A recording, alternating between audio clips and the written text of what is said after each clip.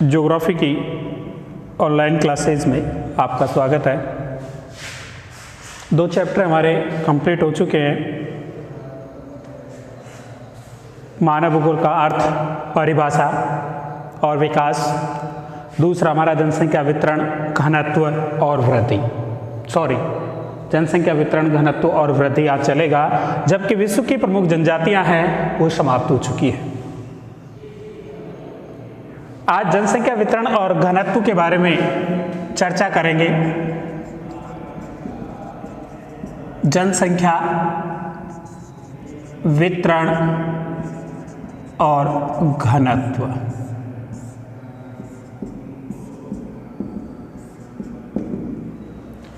जनसंख्या वितरण और घनत्व। देखिए, जनसंख्या से तात्पर्य देखते हैं कि जनसंख्या क्या है, किसे कहा जाता है, किसे कह सकते हैं अपन जनसंख्या को। अर्थात निश्चित भौगोलिक क्षेत्र में निवास करने वाले लोगों की कुल संख्या एक निश्चित क्षेत्र हो। जैसे ये क्षेत्र है, निश्चित है, इसके बाहर की बात नहीं कर रहे हैं, अंदर वाले हिस्से की बात कर रहे हैं अपन कि एक निश्चित भौगोलिक क्षेत्र हो। ये निश्चित भौगोलिक क्षेत्र हो गया और इसके अंतर्गत जो जनसंख्या या लोग निवास करते हैं, हो सकता है इसके अंतर्गत 100 लोग निवास करते हो। निश्चित भौगोलिक क्षेत्र और इसके अंतर्गत जो लोगों की संख्या है निवास करने वाली वो, और जो अंतः प्रजनन क्षमता रखती हो। और ये जो 100 है वो प्रजनन क्षमता रखती हो। 100 लोग हैं वो कैसी क्षमता रखते हो? प्रजनन संख्या, जनसंख्या रखते हो।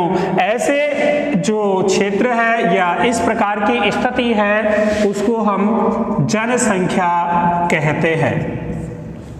निश्चित क्षेत्र में निवास करने वाले लोगों की संख्या जिनमें प्रजनन क्षमता पाई जाती है उन्हें जनसंख्या कहा जाता है। दूसरा है वितरण।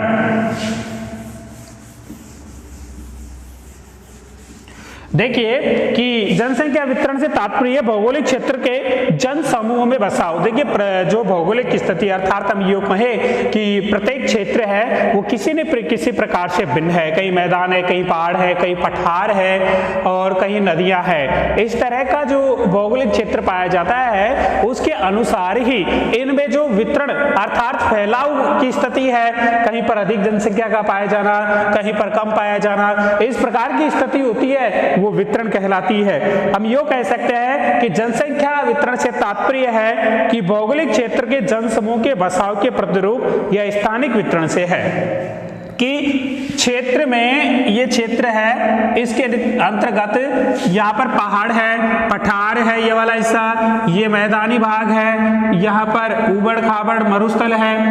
इस क्षेत्र में अब यहाँ पर हो सकता है कि कम जनसंख्या हो, यहाँ पर अधिक जनसंख्या हो, यहाँ पर ना तो कम है और ना अधिक है, और यहाँ पर अधिक जनसंख्या हो, यहाँ पर 0 के बराबर जनसंख्या हो।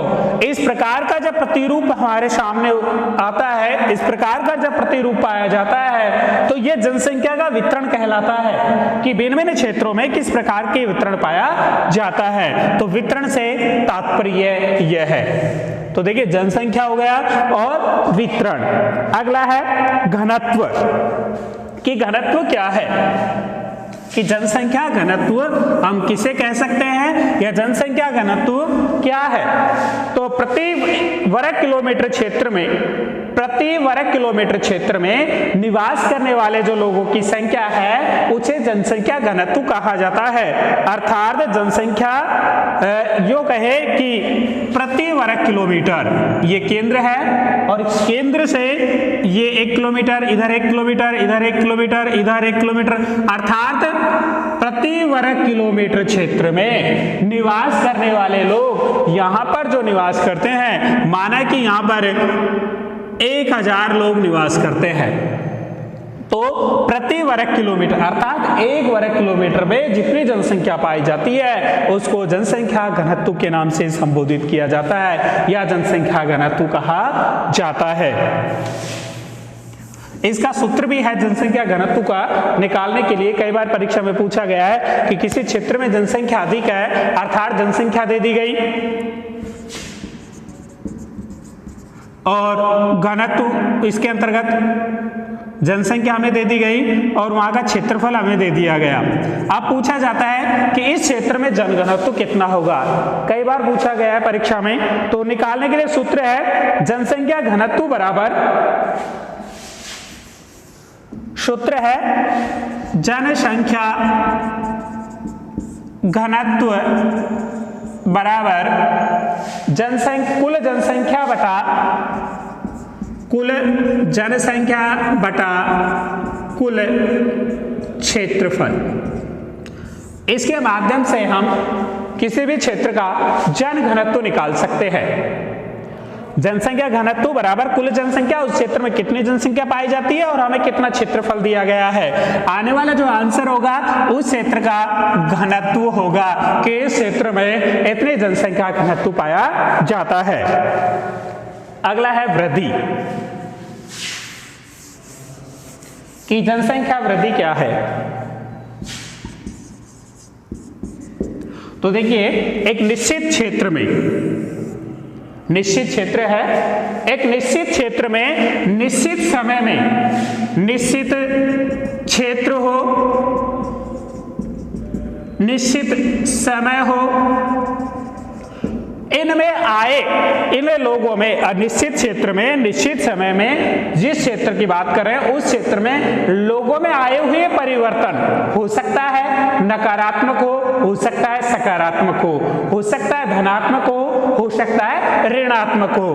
तो निश्चित क्षेत्र में निश्चित समय के अंतर्गत लोगों की आई हुई जो संख्या है, लोगों की संख्या में आए हुए परिवर्तन को जनसंख्या घनत्व कहा जाता है। एक बार वापस से रिपीट कर रहा हूं कि निश्चित क्षेत्र में निश्चित समय में लोगों की संख्या में आए हुए परिवर्तन को हम जनसंख्या वृद्धि कहते हैं। जैसे कि हम एक क्षेत्र की बात करते हैं कि मान के चलिए उदाहरण के स्वरूप ये हमारा क्षेत्र है, 2018 में यहाँ की जनसंख्या 100 थी, 2019 में यहाँ की जनसंख्या 500 हो गई। निश्चित क्षेत्र है हमारा और समय भी निश्चित हो गया, 1 वर्ष का हो गया पूरा, निश्चित समय हुआ, निश्चित क्षेत्र हुआ और लोगों की संख्या में परिवर्तन आया। कितना? पहले 100 थी, अब कितनी हो गई? 500। कितना परिवर्तन आया? 400। तो 400 लोगों की वृद्धि हुई। कैसी वृद्धि हुई? धनात्मक वृद्धि हुई। ये हुई धनात्मक वृद्धि। देखिए दोनों तरह की वृद्धि हो सकती है, धनात्मक भी और ऋणात्मक। धनात्मक तो ये हुई। अब ऋणात्मक की बात करते हैं कि ऋणात्मक वृद्धि कैसे होगी।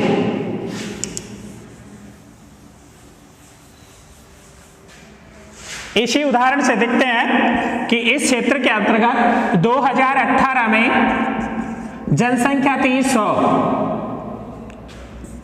2019 में यहाँ की जनसंख्या हो गई 50। हो सकता है कि किसी भी प्रकार की महामारी आई हो या किसी भी प्रकार की प्राकृतिक आपदा आई हो या अन्य कोई कारण हुआ हो जिसके कारण इस क्षेत्र के लोगों की संख्या क्या हुई? कम हुई। अंतर कितना आया? 50 कि यहाँ पर 50 जनसंख्या रह गई। अब परिवर्तन, वृद्धि तो हुई है, देखिए वृद्धि ही कहेंगे, ऋणात्मक घटेगी तब भी वृद्धि कहेंगे और बढ़ेगी तब भी वृद्धि। बढ़ती है उस समय तुम कहते हैं धनात्मक वृद्धि और घटती है उस समय कहते हैं हम ऋणात्मक वृद्धि। तो इस समय इसको कहेंगे हम ऋणात्मक वृद्धि कि इस समय 2018-19 में इस क्षेत्र के अंतर्गत ऋणात्मक वृद्धि हुई है और वृद्धि में अंतर पाया गया है कितना? 50। तो ये कहलाती है जनसंख्या वृद्धि। अब विश्व के जनसंख्या के असमान कुछ वितरण है कि विश्व की जनसंख्या है प्रत्येक क्षेत्र में अलग अलग रूप में पाई जाती है या यूं कहें कि भिन्न भिन्न रूप में पाई जाती है। विश्व की 90% जनसंख्या, विश्व की टोटल जो जनसंख्या है मान के चलते हैं 100%, अब 90% जो जनसंख्या है 10% पर निवास करती है। विश्व की 90% जनसंख्या है मात्र कितने पर निवास करती है? 10% पर।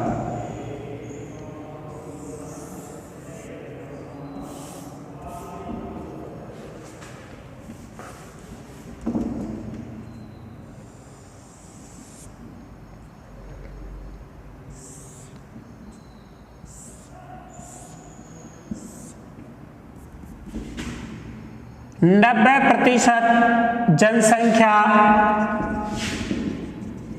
मात्र 10% पर निवास करती है। संपूर्ण विश्व की चर्चा कर रहे हैं यहां पर, और 90% भाग पर केवल 10% जनसंख्या निवास करती है। 90% भाग है उस पर मात्र 10% जनसंख्या निवास करती है। ऐसा क्यों?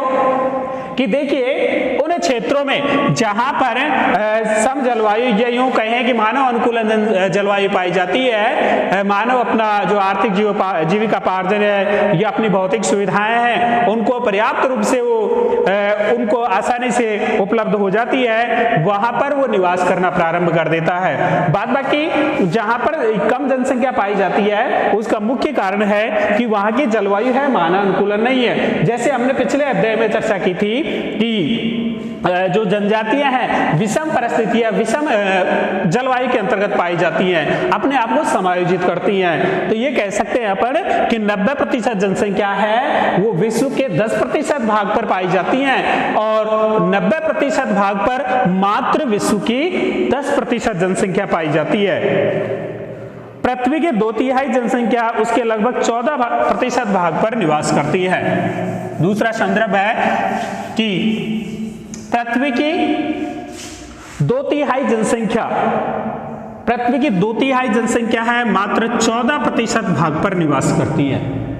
संपूर्ण पृथ्वी के 14% भाग पर 2/3 जनसंख्या निवास करती है। विश्व की 85% जनसंख्या उत्तरी गोलार्ध में और 15% जनसंख्या है दक्षिणी गोलार्ध में। विश्व की लगभग 10% जनसंख्या 20 डिग्री से 60 डिग्री उत्तरी अक्षांशों के मध्य निवास करती है। देखिए अभी चर्चा कर रहे थे कि 20 डिग्री से 60 डिग्री उत्तरी अक्षांश के मध्य। यहां पर विशेष बात यह है कि नॉर्थ, केवल नॉर्थ की बात की गई है, साउथ की बात नहीं की गई है। 20 से 60 डिग्री उत्तरी अक्षांश के मध्य विश्व की 80% जनसंख्या निवास करती है, जबकि दक्षिणी अक्षांश की इसमें चर्चा नहीं की गई है, केवल उत्तरी अक्षांश की गई है। विश्व की जनसंख्या का लगभग 75 भाग है। विश्व में जितनी जनसंख्या पाई जाती है उसका 75% भाग है। 75% जो जनसंख्या है वो समुद्री किनारों के नगर, अर्थात समुद्र के आसपास बसे हुए नगर हैं उनमें निवास करती है। कितने प्रतिशत? 75% जनसंख्या समुद्रों के पास में, महासागरों के पास में जो बसे हुए नगर हैं उनमें निवास करती है। इसके अलावा विश्व की लगभग 80% जनसंख्या सागर तल से 500 मीटर की ऊंचाई के क्षेत्रों में निवास करती है। कि सागर तल से 500 मीटर की जहां पर ऊंचाई पाई जाती है, सागर तल को मापा गया है कि सागर तल से लगभग कितने मीटर की ऊंचाई हो? 500 मीटर की ऊंचाई हो, उस क्षेत्र में निवास करती है 80% जनसंख्या। 80% जनसंख्या है जो 500 मीटर सागर तल से ऊंचाई हो, उस क्षेत्र की सागर तल से ऊंचाई हो, उसमें 80% जनसंख्या निवास करती है। विश्व की 3/4 जो जनसंख्या है, संपूर्ण विश्व की 3/4 जो जनसंख्या है वो मात्र 2 महाद्वीपों में निवास करती है, एशिया और यूरोप। इन दोनों महाद्वीपों में विश्व की 1/4 जो जनसंख्या 3/4 जो जनसंख्या है वो निवास करती है। अब विश्व जनसंख्या का वितरण, कि विश्व में जनसंख्या है उसका वितरण किस प्रकार पाया जाता है, किस देश में या किस महाद्वीपों में जो भिन्न भिन्न प्रकारों का वितरण घनत्व पाया जाता है। 2013 के अनुसार विश्व की कुल जनसंख्या 714 करोड़ है। 2013 के अनुसार बात कर रहे हैं, 2013 के अनुसार विश्व की जो कुल जनसंख्या है 714 करोड़ है। और विश्व में सर्वाधिक जनसंख्या है वो 60% जनसंख्या है। इसकी 60% जो जनसंख्या है वो केवल एशिया महाद्वीप में निवास करती है। विश्व 2013 के अनुसार विश्व में 714 करोड़ जनसंख्या पाई जाती है, जिसमें 60% जो जनसंख्या है वो मात्र एशिया महाद्वीप में पाई जाती है। अफ्रीका में 15.41, 60% एशिया, 15.41 अफ्रीका,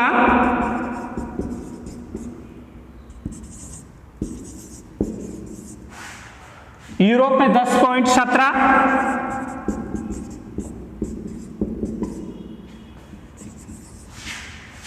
अमेरिका में 7.80,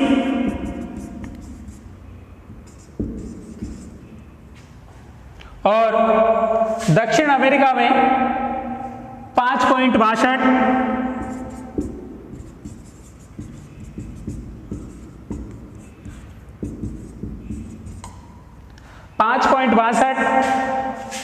इसके अलावा ओशनिया में जो जनसंख्या पाई जाती है उसका प्रतिशत 0.53% है। विश्व के 10 सर्वाधिक जनसंख्या वाले देशों में, विश्व के 10 सर्वाधिक जनसंख्या वाले देश, उनमें 6 एशिया महाद्वीप में स्थित है। 10 सर्वाधिक जो जनसंख्या वाले देश हैं विश्व के, वो एशिया महाद्वीप में है। और एशिया महाद्वीप में जो सर्वप्रथम जनसंख्या की दृष्टि से प्रथम स्थान रखता है विश्व में, वो है चीन। और चीन में जो जनसंख्या पाई जाती है 135 करोड़ के साथ प्रथम स्थान पर है। एशिया में चीन और जनसंख्या पाई जाती है 135 करोड़, इसके साथ यह विश्व में अपना प्रथम स्थान रखता है। सर्वाधिक जनसंख्या वाले राष्ट्र में चीन के बाद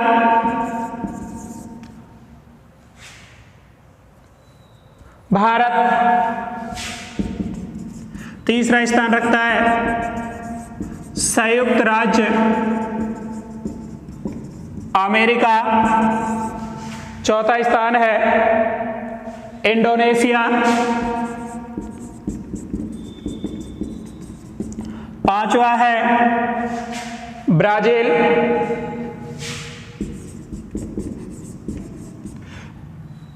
और अफ्रीका का सर्वाधिक जनसंख्या वाला देश नाइजीरिया है। अफ्रीका की बात करें तो वहां पर सर्वाधिक जो जनसंख्या वाला देश है, केवल बात की गई है अफ्रीका की, और उसमें भी जो सर्वाधिक जनसंख्या वाला देश बताया गया है वो बताया गया है नाइजीरिया। जो अफ्रीका का सर्वाधिक जनसंख्या वाला देश है। और जनसंख्या संबंधी जो मानचित्र में दर्शाया जाता है, जनसंख्या संबंधी जो मानचित्रावली है, मानचित्र बनाया जाता है, उसमें जो विधि काम में ली जाती है, सबसे उपयुक्त विधि है बिंदु विधि, जिसे डॉट्स मेथड के नाम से भी जाना जाता है। इस प्रकार जो संपूर्ण जनसंख्या पाई जाती है विश्व में, उसके आधार पर संपूर्ण विश्व को जनसंख्या के आधार पर जनसंख्या वितरण की दृष्टि से,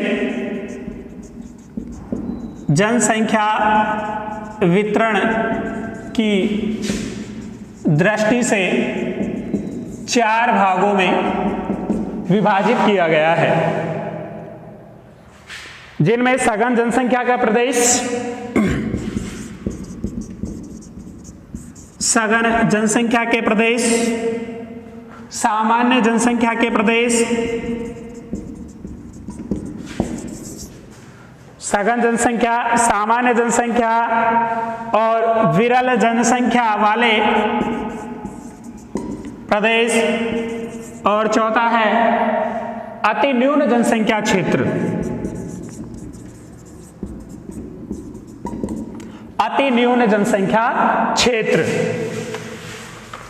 इन 4 भागों में विश्व की जो जनसंख्या है उसको विभाजित किया गया है, जिसमें पहला है सघन जनसंख्या प्रदेश। इसके अंतर्गत पूर्वी एशिया के चीन, पूर्व एशिया के चीन, उसके अलावा जापान, भारत, पाकिस्तान, बांग्लादेश,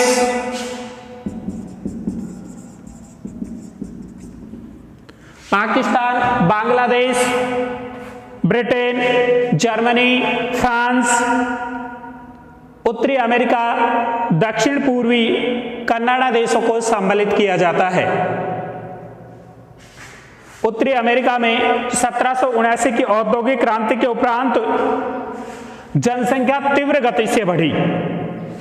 जब 1779 में यूरोप में औद्योगिक क्रांति हुई, उत्तरी अमेरिका में औद्योगिक क्रांति हुई, उसके फलस्वरूप वहां पर जनसंख्या तीव्र गति से बढ़ी।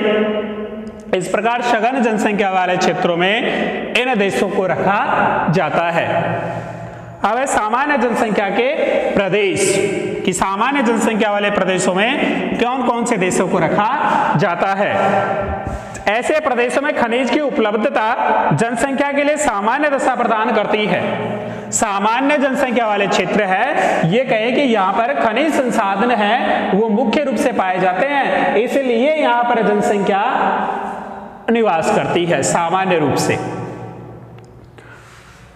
चिली तांबे के लिए, कनाडा यूरेनियम के लिए तथा ऑस्ट्रेलिया में काली गुड़ी व कुलागार्डी स्वर्ण खानों के कारण जनसंख्या अधिक पाई जाती है, या फिर यूं कहें कि यहाँ पर जो जनसंख्या है खनिज के कारण ही पाई जाती है। तो इसके अंतर्गत चिली तांबे के लिए, तांबा पाया जाने के कारण यहाँ पर जनसंख्या अधिक पाई जाती है। कनाडा यूरेनियम के लिए, यहाँ पर यूरेनियम के भंडार हैं, इसलिए इन लोगों को रोजगार उपलब्ध हो जाता है, जिसके कारण यहाँ पर जनसंख्या कैसी पाई जाती है, सामान्य पाई जाती है। इसके लिए ऑस्ट्रेलिया में स्वर्ण खाने, ऑस्ट्रेलिया में सोने की खाने पाई जाती हैं, इसलिए यहाँ पर जो जनसंख्या है वो भी कैसी पाई जाती है, सघन पाई जाती है। तीसरा विरल जनसंख्या के प्रदेश। विश्व के 70% भाग है, विश्व का 70% जो भाग है वो विरल जनसंख्या के अंतर्गत आता है।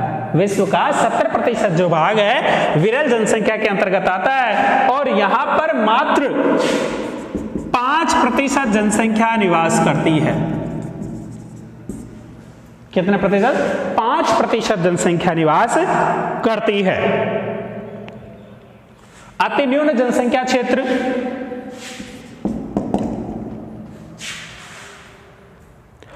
विषम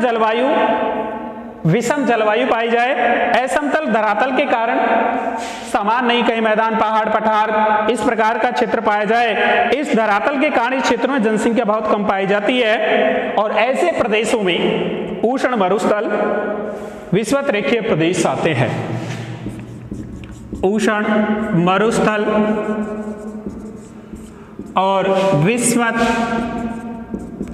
रेखीय प्रदेश अति न्यून जनसंख्या के अंतर्गत सम्मिलित किए जाते हैं। तो इस प्रकार जनसंख्या वितरण को संपूर्ण विश्व में 4 भागों में विभाजित किया गया। सघन जनसंख्या, सामान्य जनसंख्या, विरल जनसंख्या और अति न्यून जनसंख्या। सघन के अंतर्गत चीन, Japan, Bharat, Pakistan, Brazil, Canada, इनको सम्मिलित किया गया। जबकि सामान्य के अंतर्गत चीली तांबे के कारण, कनाडा यूरेनियम के कारण, ऑस्ट्रेलिया स्वर्ण खानों के कारण विरल जनसंख्या मात्र 70% भाग है, 5% जनसंख्या पाई जाती है, और अति न्यून जनसंख्या उष्ण मरुस्थल विषुवत रेखीय प्रदेशों में पाई जाती है। अब है जनसंख्या को प्रभावित करने वाले कारक कि जनसंख्या को कौन कौन से कारक हैं जो प्रभावित करते हैं। कई बार पूछा गया है कि जनसंख्या को प्रभावित करने वाले कारक हैं, उनको स्पष्ट कीजिए या व्याख्या कीजिए। तो जनसंख्या को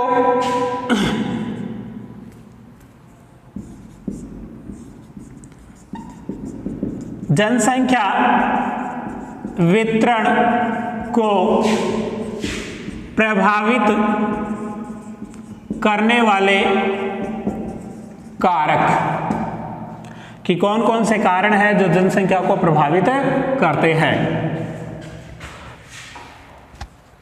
देखिए, इनको मुख्य रूप से अलग अलग भागों में विभाजित कर देते हैं कि भौतिक कारक,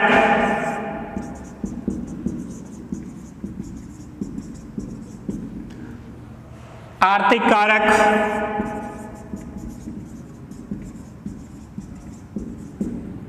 और सांस्कृतिक कारक,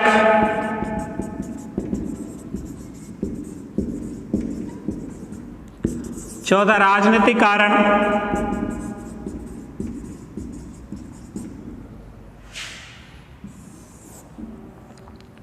चार मुख्य रूप से जनसंख्या वितरण को प्रभावित करने वाले कारकों को चार भागों में बांटा, और भौतिक कारक को पुनः हम फिर से उप विभाजित करते हैं कि भौतिक कारक किस प्रकार, जैसे जलवायु, जलवायु जनसंख्या घनत्व को प्रभावित करती है, उच्चावच, मृदा,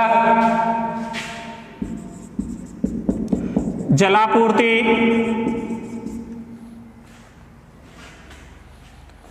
आर्थिक कारक के अंतर्गत शक्ति के साधन,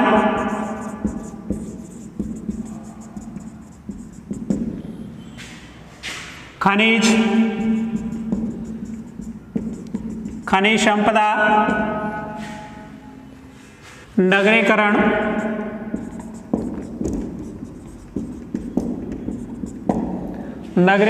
इसके अलावा औद्योगिकरण।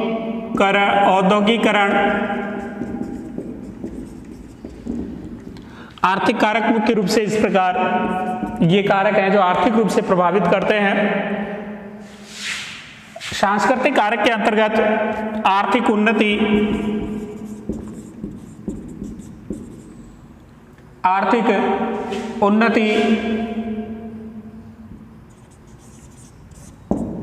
इसके अलावा तकनीकी की पहुंच, परिवहन, व्यापार, ये मुख्य रूप से राजनीतिक और सामाजिक कारकों के अंतर्गत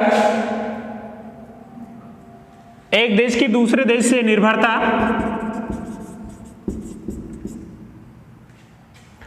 सामाजिक कार्य, रीति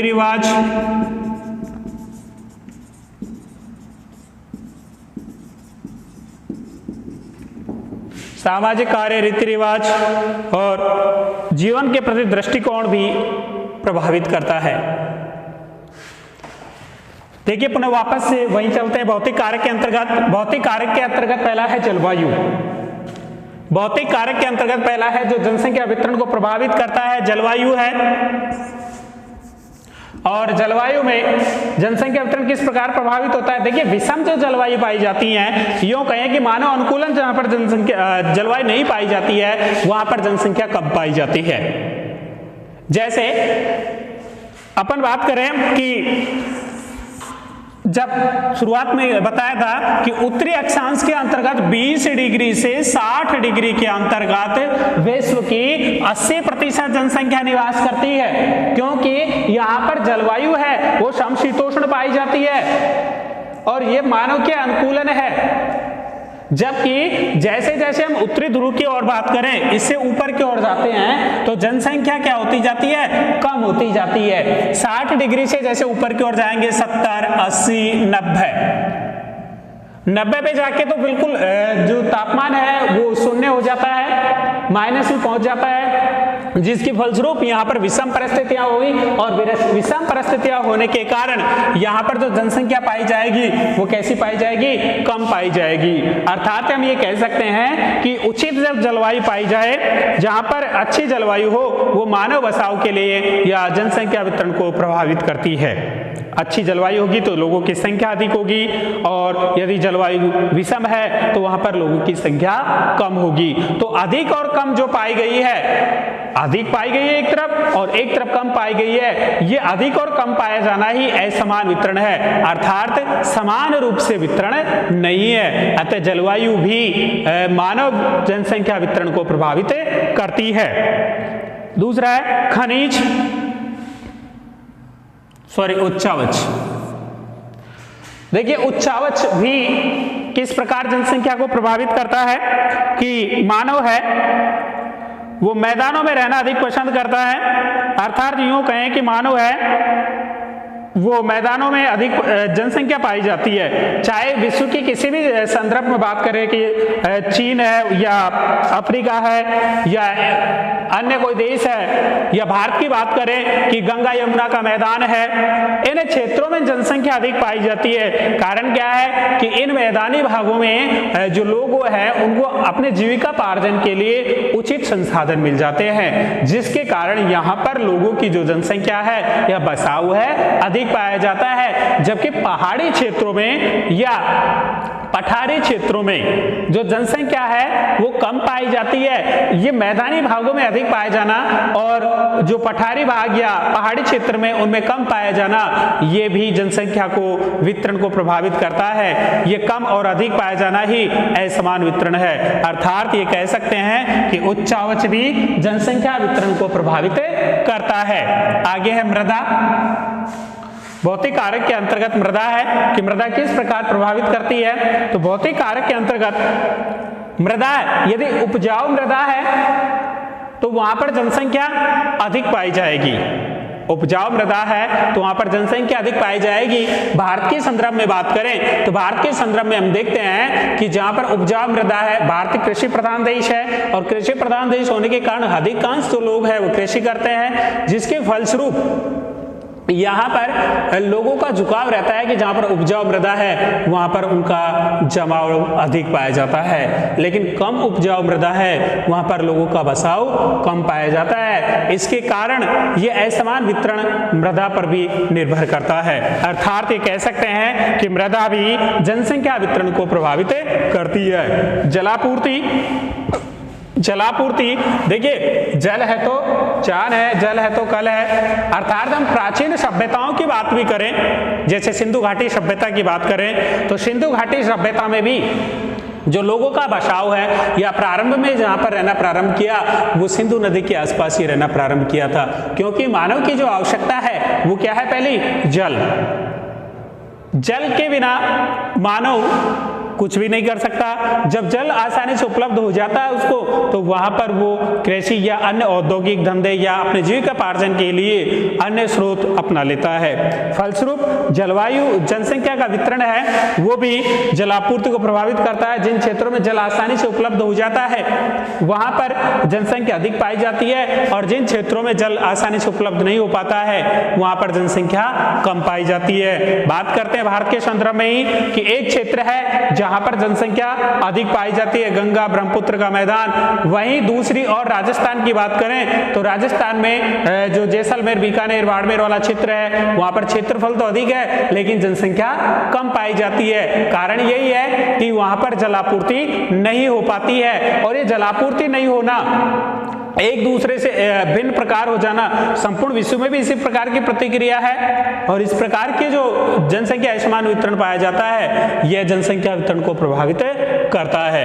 आगे है आर्थिक कारक कि आर्थिक कारक किस प्रकार प्रभावित करता है जनसंख्या वितरण को। तो पहला है शक्ति के साधन। कि शक्ति के साधन किस प्रकार करते हैं। देखिए जहां पर शक्ति के साधन आसानी से उपलब्ध हो जाएं तो वहां पर जनसंख्या वितरण अधिक पाया जाता है, जनसंख्या जो है वो सघन पाई जाती है, क्योंकि आसानी से, जैसे शक्ति के साधनों की बात करें कि कारखाने हैं या उनको अन्य सुविधाएं उपलब्ध है। इसके अलावा खनिज, देखिए मानव की जो परम आवश्यकता है वो है रोजगार, अपने परिवार का जीविकापार्जन के लिए वो रोजगार की तलाश में या रोजगार करने के लिए प्रवास करता है। प्रवास चाहे स्थानीय प्रवास हो, प्रादेशिक प्रवास हो, अंतर्राज्यीय प्रवास हो, राज्य प्रवास हो या विदेशी प्रवास हो, किसी भी प्रकार का प्रवास हो सकता है, केवल किसके लिए? रोजगार के लिए। अब जहां पर खनिज संसाधन उपलब्ध है, जहां पर खनिज संसाधन उपलब्ध होंगे वहां पर जनसंख्या का जमाव भी अधिक पाया जाएगा। जैसे पिछले हमने जनसंख्या वितरण के अंतर्गत विश्व को 4 भागों में बांटा, वहां पर जो दूसरा वाला था, दूसरा वाला जो जनसंख्या समूह था उसके अंतर्गत यही देखा था कि जहां पर तांबा पाया जा रहा है, यूरेनियम पाया जा रहा है और सोना पाया जा रहा है, वहां पर जनसंख्या अधिक पाई जा रही है। क्यों? क्योंकि वहां पर रोजगार के साधन उपलब्ध है। इसलिए जनसंख्या वितरण को भी जो खनिज संपदा है वो भी प्रभावित करता है। आगे है आर्थिक कारक के अंतर्गत ही नगरीकरण, अर्थात जिन देशों में नगरीकरण अधिक पाया जाता है, जिन क्षेत्रों में नगरीकरण अधिक पाया जाता है वहां पर जनसंख्या का जमाव अधिक पाया जाता है, और फलस्वरूप जहां पर ग्रामीण क्षेत्र पाया जाए वहां पर जनसंख्या कम पाई जाती है। अर्थात भिन्न भिन्न असमान जनसंख्या का अधिक और कम पाया जाना, अर्थात नगरीकरण ये बढ़ावा देता है कि वहां पर जो सुविधाएं हैं वो पर्याप्त रूप से है, तो लोगों का झुकाव नगर की तरफ चला जाता है और इस प्रकार जो जनसंख्या है वो असमान हो जाती है, अर्थात एक तरफ अधिक पाई जाती है और दूसरी तरफ कम पाई जाती है। आगे है अगला कारक, इसमें तकनीकी तक पहुंच का स्तर, औद्योगिकरण, कि जहां पर मुख्य रूप से इंडस्ट्रीज एरिया है या उद्योग धंधे अधिक पाए जाते हैं वहां पर भी जनसंख्या का समूह या जनसंख्या अधिक पाई जाती है, और जहां पर रोजगार के साधन उपलब्ध नहीं है वहां पर जनसंख्या कम पाई जाती है। अर्थात औद्योगिकरण भी जनसंख्या वितरण को प्रभावित करता है। सांस्कृतिक कारक, आर्थिक उन्नति, जिसमें पहला कि जिन क्षेत्रों की या जिन देशों की या जिस राज्य की या जिस क्षेत्र की बात करें वहां की आर्थिक उन्नति अधिक है, यदि आर्थिक क्रियाएं डेवलपमेंट है या आर्थिक प्रक्रियाएं हैं वो चरम सीमा पे हैं तो वहां पर जनसंख्या का जो वितरण है सघन पाया जाएगा, और जहां पर आर्थिक उन्नति न के बराबर है वहां पर जनसंख्या शून्य पाई जाएगी। तकनीकी पहुंच, कि जिन क्षेत्रों में तकनीकी पहुंच अधिक है, कि तकनीकी नई नई चीजें या नई नई वस्तुओं का आविष्कार या नई नई जो सुविधाएं मिल रही हैं वहां पर भी जनसंख्या का अधिक पहुंच या जनसंख्या अधिक पाई जाएगी। परिवहन, जहां पर पर्याप्त रूप से या आसानी से परिवहन के साधन उपलब्ध हो जाए, जिन क्षेत्रों में, जिन राज्यों में, जिन देश में वहां पर परिवहन के साधन आसानी से उपलब्ध हो जाते हैं उन क्षेत्रों में भी जनसंख्या अधिक पाई जाती है। इसके अलावा व्यापार है कि जहां पर व्यापार की प्रक्रिया होती है उन क्षेत्रों में भी जनसंख्या का बसाव अधिक पाया जाता है। और आगे राजनीतिक कारक है, एक देश से दूसरे देश की निर्भरता का बढ़ना, अर्थात अच्छे संपर्क हैं उन क्षेत्रों में तो जनसंख्या का बसाव अधिक पाया जाता है। सामान्य उस क्षेत्र के अंतर्गत यदि अच्छे संबंध नहीं है तो ऐसी स्थिति में जनसंख्या कम पाई जाती है। जैसे भारत और पाकिस्तान के संदर्भ में बात करें तो LOC कारगिल या रेड क्लिफ के आसपास वाला जो क्षेत्र है उसमें जनसंख्या बहुत कम पाई जाती है, जबकि अन्य सीमावर्ती क्षेत्रों में जनसंख्या उस क्षेत्र से अधिक पाई जाती है। सामाजिक कार्यों में या रीति रिवाज है वो भी जनसंख्या समूह को प्रभावित करते हैं। धार्मिक विश्वास या प्राकृतिक दृष्टिकोण भी जनसंख्या को प्रभावित करता है। आगे हम कल पढ़ेंगे जनसंख्या का महासमूह। धन्यवाद।